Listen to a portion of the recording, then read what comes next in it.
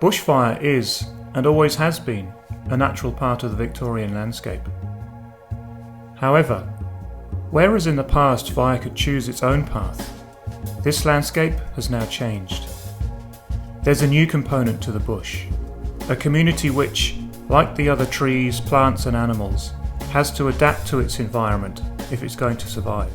This study has looked outside Australia for knowledge and experience in building community capacity to cope with a number of impacts that are associated with climate change. We might see temperatures increase globally about 4 degrees centigrade, and that's going to mean a very considerable difference to the way that we live. These challenges are real. There are lots of things, everything from the spread of new infectious diseases through to the vagaries of global markets for commodities that suddenly are outside of the control of local communities, but also of governments themselves. This study has identified a number of approaches which are within the control of emergency services and which could form the basis for a suite of programs that could be practically delivered.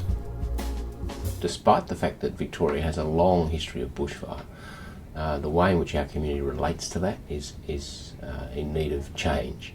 That if no learning has taken place and if no understanding is embedded into the way that those communities might respond to a similar threat in the future, then those communities are actually going to be less resilient, or resilient to the same extent as they were before, rather than becoming more resilient in the future.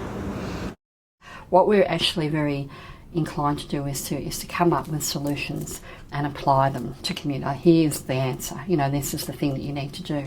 And often we do that without really understanding the complexities that community might be experiencing. Whereas we've always thought, well, if you've got a fireman up there or a firefighter in uniform telling them, and they'll listen, but not so in some communities. We're coming from a model that was basically top-down delivery.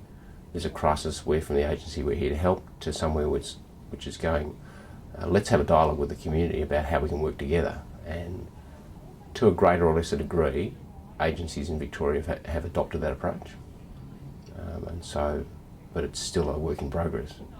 Community resilience is all about the ability of a community to change and to adapt to external circumstances, or even to take those circumstances and internalise them and take the future into its own hands. The perfect situation is actually where there's synergy between government and community, and where there's both a process of learning from government agencies, from communities, of what actually works for them.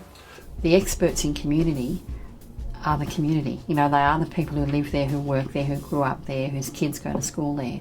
They have the answers, that they're not always asked the questions. So I guess it's just about reframing that conversation and understanding more about how communities work.